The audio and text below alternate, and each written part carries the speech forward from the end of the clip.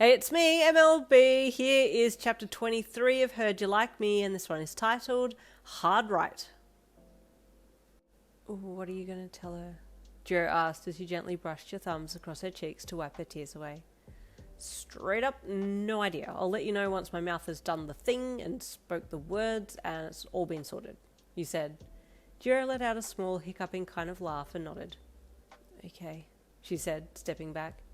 Wish me something stronger than luck, because I'm going to need all of it this time, times 100, you said as you stepped around her to head back to your room. Oh, wish on Bakugo's head, because he's stubborn as heck, so surely that counts for something, she called after you. Yep, that'll do, thanks, you called back with a small smile as you headed away. Ugh, man, how do I navigate this? You wondered as you walked down the hall. You had promised Momo 30 minutes of alone time, but got back there within 10, and she was surprised when you knocked on the door and then opened it. Oh, has it been 30 minutes already? She asked with surprise, now in her pyjamas. No, and sorry, but I have an update, you said as you stepped into the room.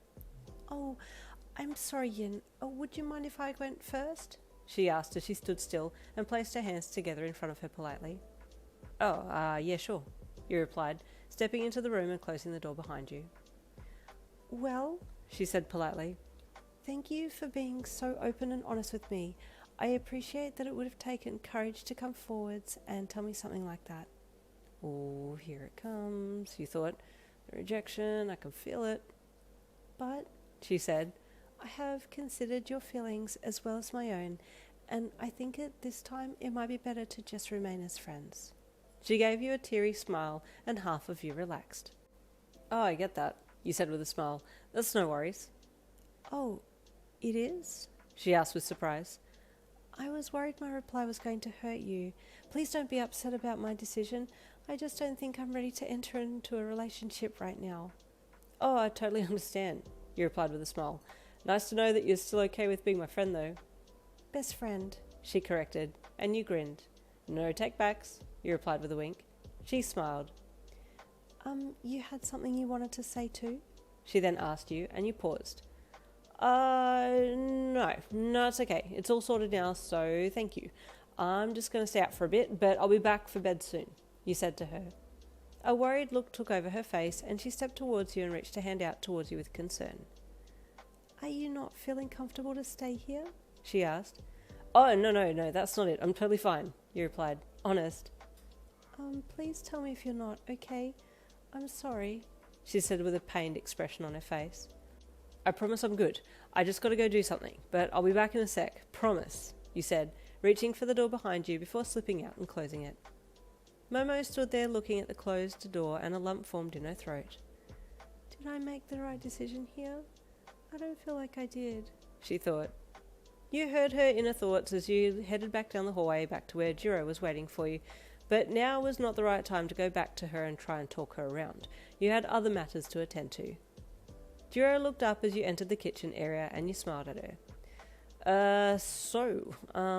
You said, scratching the back of your head as you walked over to her. Did you tell her that you changed your mind? She asked you. Well, you fumbled again. You didn't want to tell Jirou that Momo had rejected you because you didn't want her to feel like the second option or a rebound, but it just seemed like the universe had dropped her in your lap at the right time and you were more than happy to take what had been given to you. It doesn't matter, Jirou said when she could see that you were a little uncomfortable with the conversation. Well, what matters now is that you and I, you said as you stepped over to her and bent down a little so you could look her in the eye, can be together. She blushed heavily and raised a hand to cover her face, but you took a hold of her hand and pulled it back down again. No, you said playfully. Don't do that. I want to see that pretty face. Stop it, she mumbled with embarrassment, trying to turn away from you.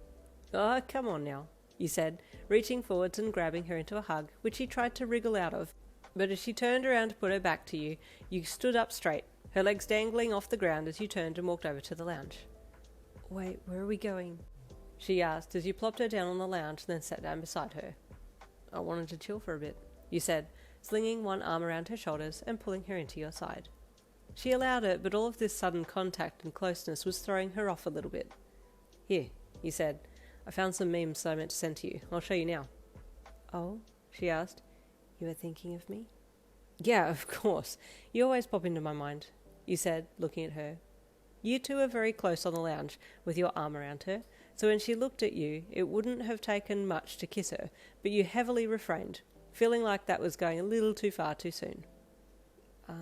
She hummed, looking away bashfully. Show me these memes. Okay, cutie, you said, and then looked back to your phone and started pressing buttons and swiping to get to your collection. Poor Jirou was having a very hard time staying focused, especially since her dream had suddenly come true, and here you were next to her, officially into her, and her into you, and she was still trying to come to terms with that alone, let alone get used to you being so close and touching her. After chilling for a bit, you let out a loud yawn. Bro, I think the adrenaline's worn off, you mumbled through the yawn.